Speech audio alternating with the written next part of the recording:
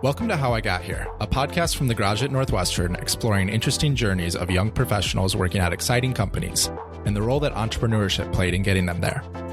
My name is Mike Rabb, and I love dissecting nonlinear and non-traditional career paths and the lessons that we can all take away from those who forge them. In this episode, I'm joined by Rachel Xanttopoulos, who is currently a product marketing lead at Instagram. Rachel began her career as a consultant at BCG before moving to the New York Times to work in the strategy group. After a few years, she returned to business school, where she founded Daybreak, a daily newsletter focused on informing her classmates and improving their business school experiences.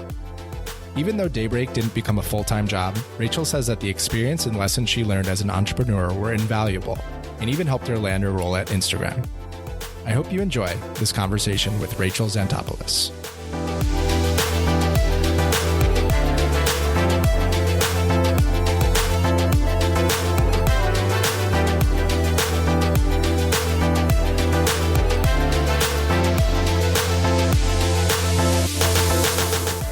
Well, Rachel, thank you for being here with us today. Thank you for having me. Of course. I thought a good place to start would be if you could tell us about what you studied in undergrad, and when you got to college, what did you think you were going to do after school? Sure. So when I was at Northwestern, I studied economics and political science. I originally started out as a political science major. I always thought I would work in international relations or government. Maybe I would be in the foreign service or work at a think tank or be a lawyer, something to that effect. So I studied political science when I first got to Northwestern. And then I ended up adding on the economics because I realized it's so important as you think about creating policy to really understand economics. Right. And obviously there are, for economics majors, some kind of typical paths that people take after school. So what did you end up doing after you graduated? So I ended up actually in consulting. So I really thought I would go more of this government or policy route. But as I studied economics and I made more friends with students who were also studying economics, that just really changed my network of people who I was spending time with. I ended up doing consulting, interviewing for that. And one reason that I felt really good about my decision going into consulting, I ended up at BCG. And as I went to all these different info sessions my senior year and learned about all the different consulting firms, something that I really loved about BCG is they kept highlighting all of the social impact work that they do. And actually, my first 6 months there, I was able to be on a local government project. So I liked this idea of getting into business, but not moving too far away from some of my kind of passion areas. Yeah, that's an interesting mix where you have both the consulting side, but also social impact. So it's like the best of both worlds, it sounds like, for what you were looking for. Yeah, that's how I felt about it. And was that experience at BCG what you expected when you were in college thinking about going into consulting? So consulting ended up being totally shocking for me, less because of any of the actual content, but really just what the work experience was like. So I realized as I was working as a consultant that there was actually a pretty steep learning curve for me in terms of having good business judgment, having, some of these technical or operational skills, whether it's, related to financial modeling or analyzing quantitative, consumer survey analysis. I really had none of that background. And so it was a pretty steep learning curve for me and some of the best learning I ever had. So I'm really grateful I had that job. But also I realized, going into consulting, I really didn't know too much of what it was about. I had gone to these info sessions and, learned about the companies and learned how to prepare for these case interviews and had mastered that. But I realized once I got there, I had no sense of what the day-to-day would actually be like. And I realized that actually it wasn't for me ultimately. And so that was a good learning in my first job out of college. Like maybe some of the things were right and the learning was there, but it wasn't quite exactly what I saw myself doing on a day-to-day basis. Yeah. As someone who is a film major, consulting always felt like this mysterious, like mystical, cool thing for all like my econ friends and stuff. But I think I also didn't know exactly what it was. What about that experience made you realize it wasn't for you? Good question. I think part of it was, as someone coming, and this has changed over time for me, but I think as someone who had newly graduated from college, I think I needed a bit more consistency. It was hard, constantly changing, areas of subject matter, changing your team, your manager. And it was really like the sink or swim environment. And basically being expected to really excel in these areas that I didn't know too much about. And I think I found that to be pretty daunting. And I realized even though I did have a social impact related project at the start of my time in consulting, I wasn't ultimately feeling like I was contributing to the mission of one organization. And sometimes I felt like, we would do a lot of really hard work on all these different consulting engagements. But then at the end of the day, you leave behind this big stack of papers and this big presentation, perhaps with guidance for that company. And then you go away and you don't really see that work come to fruition. You're not really sure if it's ever implemented. And then you're kind of on to the next thing. And I started to wonder whether I was really making a lasting impact at these organizations, even though I was certainly learning a lot. Right. I think that's a common theme with a lot of people who go into consulting straight out of school. Can you take us to where you were mentally in that space of what you were thinking about doing or what you decided to do next and how you kind of confronted that realization? Yes, it was definitely a tough one. But so I was looking around on LinkedIn and I saw, while I was just browsing around thinking what could I do if I did leave BCG? What would I do? And I saw this job to be in the strategy group at the New York Times. And I thought, oh, this is really interesting. And I was always reading the New York Times on my way to work. And I had always loved the Times. And so when I saw this job, I thought, wow, this would be really great to go work for this organization that I've loved my whole life. And that I think is the one thing that's really bringing me joy every day when I have this job that feels maybe that's kind of challenging or not right for me. And so I saw that job and just got really excited. It felt like a really natural fit too, because this was to be in the corporate strategy group. So very related to what I'd been doing in consulting. And also offering me this opportunity to have more consistency, to work for one organization, really double down and focus on that mission. And so I saw this opportunity, and at BCG, we have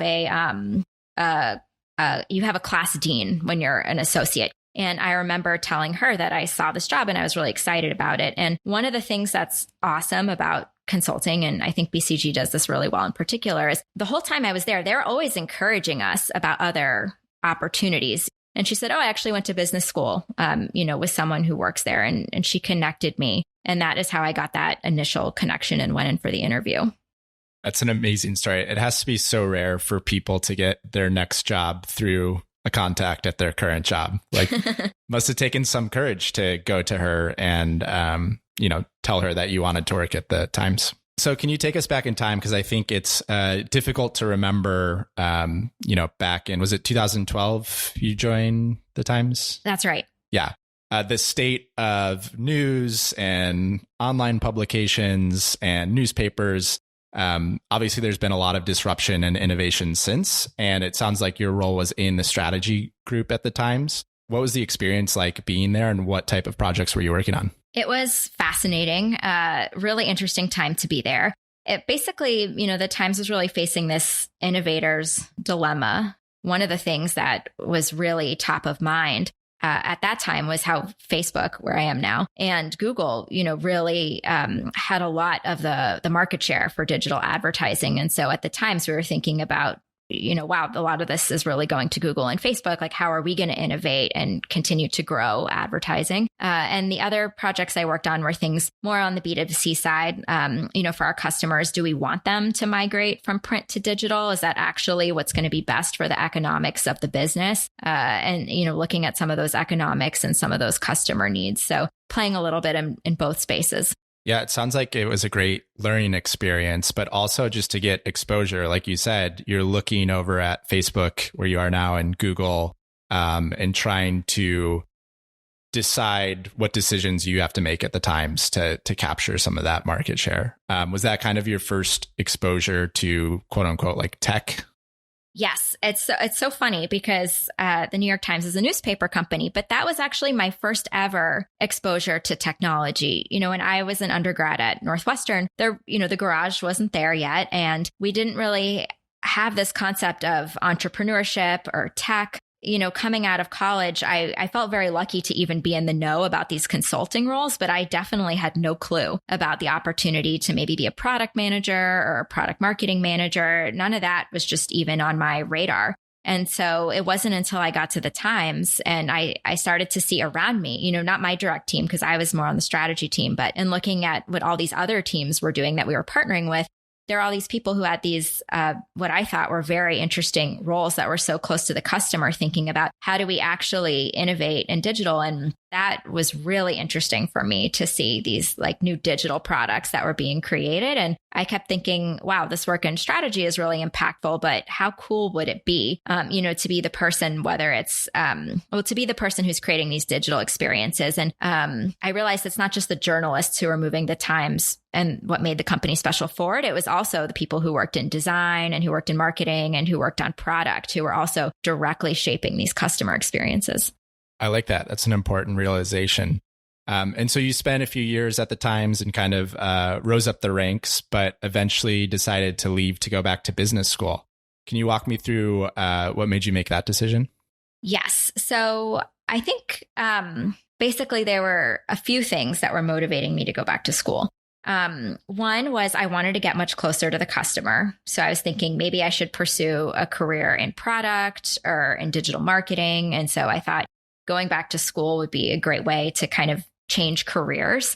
Another reason is I was just interested to learn more, soft skills or management skills. I had been promoted at the Times and I was in this strategy manager role. But even though I had learned a lot around how to do a lot of this analysis or strategy work we were doing, I still felt there was a lot I had left to learn in terms of, soft skills, whether it's, navigating organizational complexity, negotiations, some of these other, kinds of education you can get in business school. So I was very curious about that kind of learning. And the third thing is I became very interested in becoming an entrepreneur. And I know this will sound maybe this will make people scratch their heads a bit, because I think you don't often hear, "Oh, I want to be an entrepreneur. Well, I should go back to business school." But actually, I thought that would be great, because I started looking around at some of these different MBA programs. And one thing I've noticed about how education is changing is so many of these MBA programs now are very focused on entrepreneurship. And so as I was looking around, I was seeing these programs, like at Kellogg, for example, we have Xanttopoulos. And so it actually seemed like a great opportunity to take 2 years and kind of have a safe space to dabble in entrepreneurship if you didn't quite have your idea yet and didn't want to be doing it on the side while you were working. Right. I think that's become a very common thing, at least at Kellogg, is students who know they want to start their own business. But by going to business school and taking a couple of years, you kind of give yourself permission not only to learn a lot and use all the resources of Kellogg in business school and new contacts, but also that you don't have to make a living on it, or you don't have to be working on it after your day job as well. That's right. And so you actually did start a company while you were at Kellogg. Can you tell us a little bit about that and how that idea came about? Sure. So I started Daybreak. So when I was at the Times, I became educated about this concept of service journalism, which was something I didn't know about previously. And I may not be defining this exactly correctly, but the way I came to understand it was that service journalism is about creating content for people that's not just informative or entertaining, but that actually helps them with their own lives. So for example, think about content that helps people figure out how to manage their finances. So I wanted to do something to create content to help people. And I wasn't quite sure what that would be. And actually, the initial idea that I had is I wanted to create a site for recent undergrads who were moving to New York to help them figure out just how to navigate that move or just their life after college. And probably I came up with that because that was an experience that I had had pretty recently. And I remember moving to New York right after college and being completely overwhelmed, not understanding how to work with a broker and what that experience was like for getting a New York apartment. That was quite something. Figuring out how do you start paying back your student loans? How do you, refinance, or what lender should you work with? How do you find a roommate, or how do you even understand what these different New York neighborhoods are if you're someone who's just showing up in New York for the first time?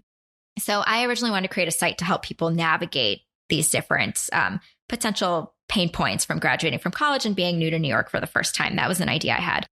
And I remember I was talking to my manager at New York Times about this on the last day of my job as I was getting ready for business school and telling him what I was really interested to do. And he actually had an idea for me. He said, why don't you start something like this on a smaller scale when you get to business school? Like that could be a great opportunity to try out something similar. And it might not be New York, but maybe you want to create something for undergrads because they're also going to be new to where they are for the first time. And they could also use, some of this kind of help. And he actually suggested to me, maybe you want to scope this down a little bit. The idea of creating a site to tackle all of these different areas is pretty big scope and not too focused. And I think something that's so important is really being able to focus on something very specific and manageable when you're starting a business.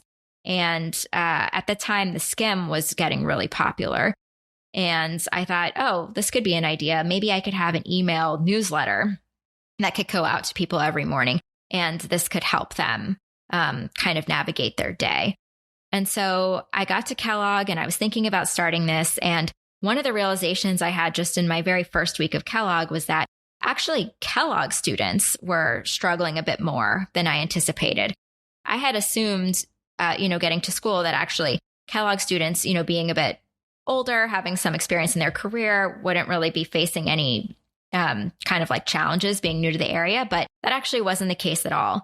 Because for many Kellogg students, or for anyone who's been to business school, it can be so overwhelming, everything that you have going on every day. Like, what are all the different companies that are coming to campus? Who are all the guest speakers that are coming? What are the events that are happening? What if you're moving to Chicago for the first time? Like, how do you know your area? Because so many people are coming from out of state or out of the country. So it just became clear to me that people were really overwhelmed in this new environment.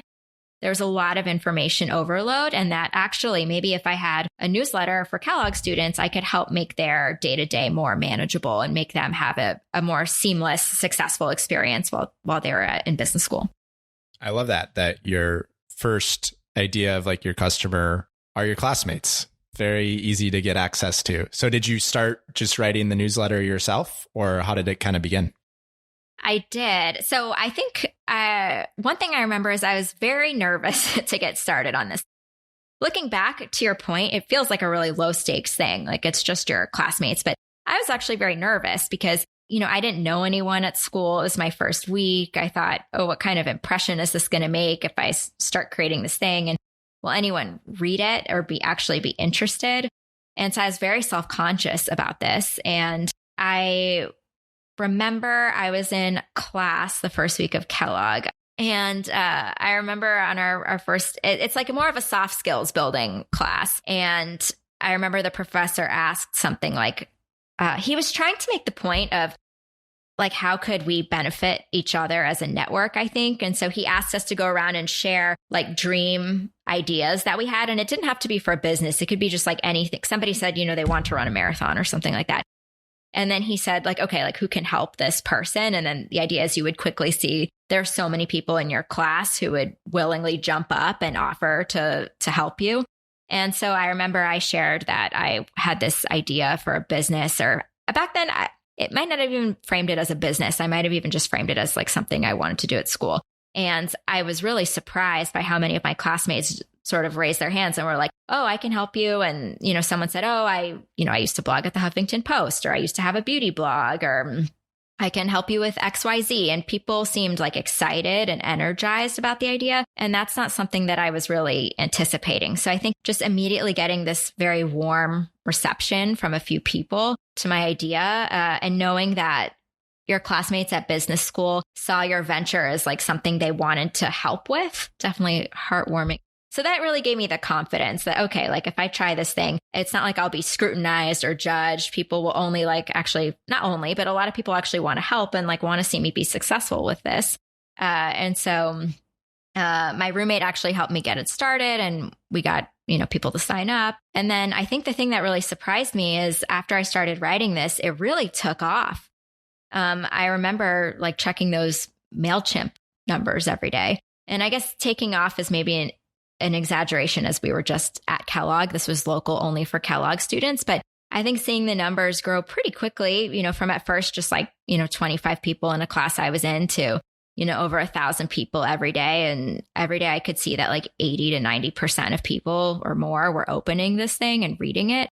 That's when I realized, oh, this like does have some legs and people are enjoying this. And for a long time, I was the only writer on this. And this led to two learnings for me. One was I was trying to do too much by myself. It's so important to have a team. For a long time, I would write everything myself. And so like I basically had no free time at business school for a long time because I would write in between classes. People would go out and have fun at night. Business school is very social. There's a lot of like social opportunities. And instead I was home writing this thing and just doing it on my own. It was really kind of exhausting, but I was so excited. I just didn't even notice the time going by. But it led me to the realization that it is important to have a team, and doing everything by yourself is not great. So eventually, I did get a team, and that was a much more sustainable model where I had a classmate who wrote Tuesdays and another one who wrote Thursdays. And then I got to the point actually where I was just editing and I didn't have to write any of the days. So that was a good learning, good to have people on your team and not try to do every single thing by yourself. The other learning for me, though, that I think is kind of interesting is, I was more focused on the content part than the business part. I started to realize that what I really enjoyed was less the piece around trying to like make the scale and grow the business, but I was actually most interested in like the product side of things, like the content creation, the design, like creating the actual experience for people. I think that's the part where I was really feeling creative every day. And I realized I was focused on that so much that it was not really going to become a scalable business or really a business at all if I was really spending all of my time just on this like creative content part. I needed to start, I was kind of over rotated in that direction. And I need to start thinking more about the business aspect of this as well. I was going to say, just from what you were saying earlier, it seems like you were really excited and passionate about creating this content and writing it. And like you mentioned earlier, like the service journalism aspect of it, of helping people out, and especially when they are people that you know or that you go to school with. As you had this realization that maybe you didn't want to start putting ads into it or charge a subscription fee, what did you think about as far as like how to make a business or instead of just a hobby of this? Yes. So I did start to think about monetizing it because I realized I loved working on this so much. I thought, wow, this would be amazing if after school I could do something like this full time. And so I started to think through what would be some different models where that could work. So, one model, for example, could be that this expands to other schools. So maybe there's, maybe Northwestern undergrad has this, maybe business school at, Stanford also has this, like, maybe this could scale. So I first started to think about this schools model. And the way that I thought about monetizing it is there are two different things I thought of. One was, could we have some kind of sponsorships from businesses? Because if you've ever been to business school, you know that a lot of these different businesses, like maybe consulting firms, maybe like Accenture or something like that, they're all trying to market themselves to students. And so I thought, oh, like maybe if, maybe a consulting firm like McKinsey learns that there's 1,000, students who are potential employees for them who are reading this thing every day, like maybe they would want to sponsor this or be the exclusive sponsor of Daybreak. And so maybe there's some kind of opportunity there. And then the other thing I thought about was local businesses. There are also in Evanston, for example, where Northwestern is, there are so many local restaurants. And I thought maybe, they would want to advertise to these students and know that that would be a great way to drive awareness with them. But, what I learned is that this is so hard to scale. On the restaurant side, it was really challenging.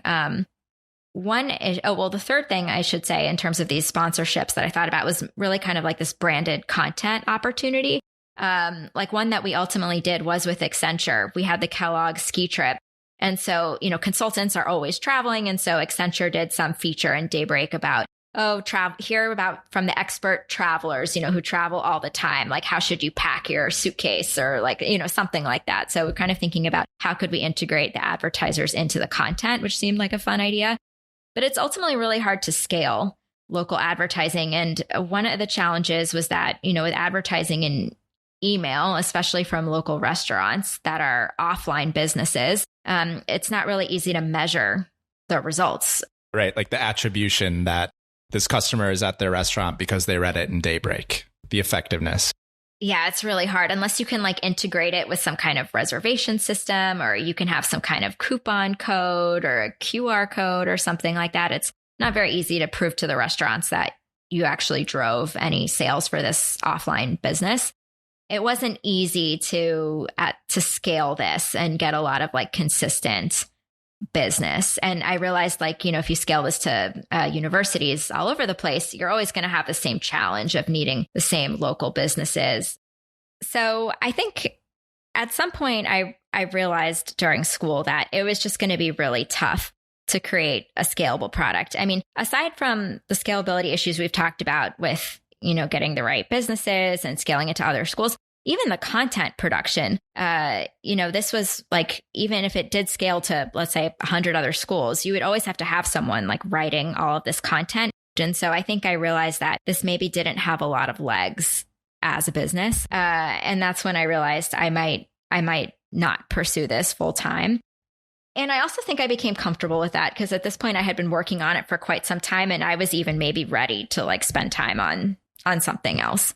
And let's see. So I knew for sure I wanted to stay in media, Sure. and I knew I wanted to be at the intersection of tech and media. And I saw this job at Instagram, and I realized, okay, this is a great role. This is the next thing I should do. And there are a few reasons for that. So just to tell you a little bit about the job that I have now at Instagram, I work on our monetization product marketing team, working on our ads business. And there's a lot of strategic work involved, in thinking through what's going to drive the business forward, what ad products we should create, how do we really make sure this is a growing business. And so I liked the idea of this job because it enables me to leverage, whether it's a skill set I had from the New York Times Strategy Group or BCG. So I can still continue to do that strategy work that's intellectually engaging to me and very business focused. But it's also, a media/tech organization that's growing quite quickly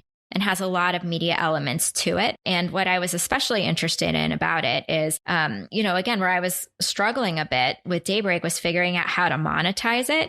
And I thought, well, again, as we talked about a little bit from my time at the New York Times, there was always this acknowledgement that Facebook really had like the best in class advertising business.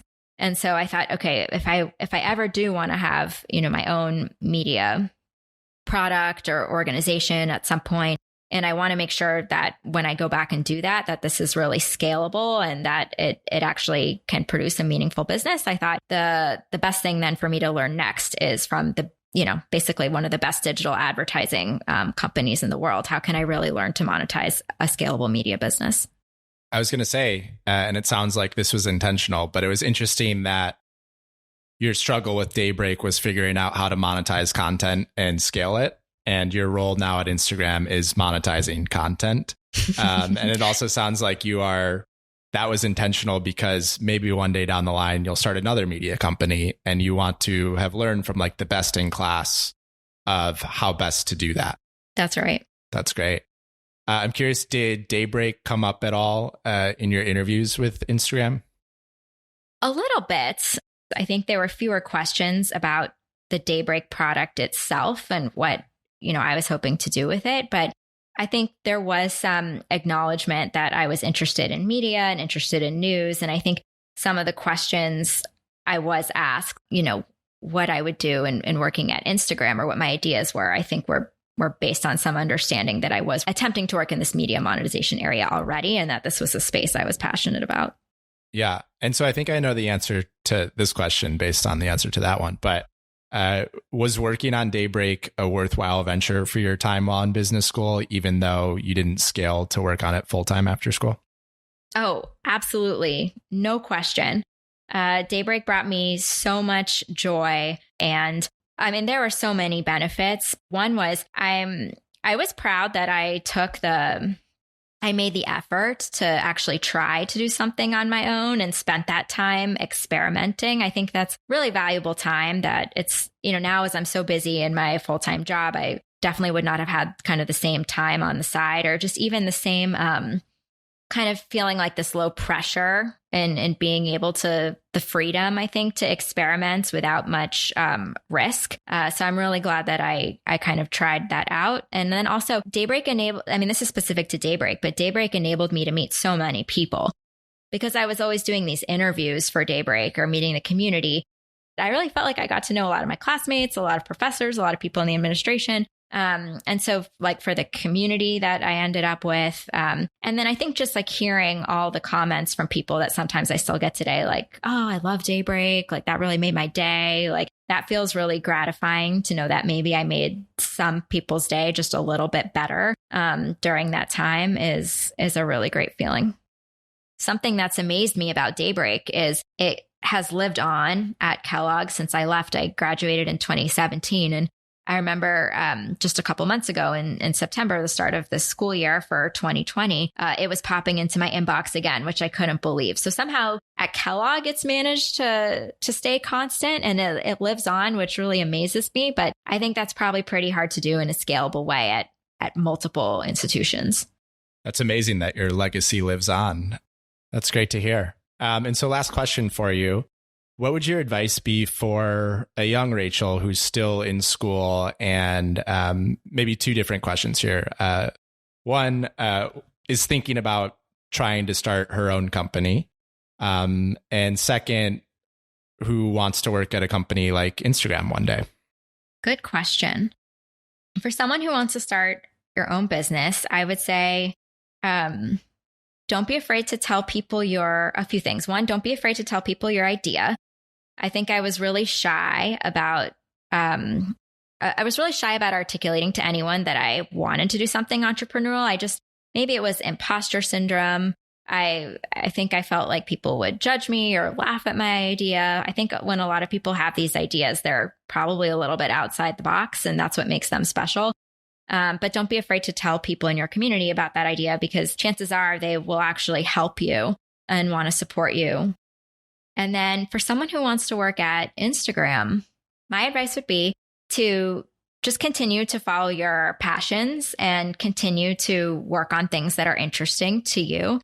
There's no one set path that will make somebody a good, there's no cookie cutter mold really for working at Facebook, which I think is great. So I think just follow your own passion, get the experience that you are interested in and that you think is valuable. And chances are, if you're still interested to work at Instagram and Facebook, that experience probably applies in some way. I think I wouldn't try to, see that job as this North Star that then you have to take a certain path to get to. You'll find that there are people who work at Instagram and Facebook who have public policy backgrounds, who are engineers, who, were like me and were liberal arts majors in college, people who have started their own businesses and decided instead to go corporate. And some people leave and come back. It's really very fluid. So I wouldn't say you need to feel like you need to pursue just one specific path or there's anything you have to do in order to be able to join Instagram. I think that's great advice and a great place to end. So thank you so much, Rachel, for being with us. Thank you. If there's one lesson I would take away from Rachel, it's how she is guided by her interests and passions, not any specific title, company, or job. Her interests in having a positive impact on people and working in the media industry draw a straight line through her career, and were especially expressed in Daybreak, the company she founded as a business school student that lives on to this day. I hope you heed her advice that there is no one set path, and that instead of the destination, you should focus on getting the experiences that you are interested in and passionate about. How I Got Here is a podcast from the Garage at Northwestern and is produced by Melissa Kaufman, Ben Williams, and Elizabeth Wright. If you enjoyed this episode, please rate and review us on your favorite podcast platform.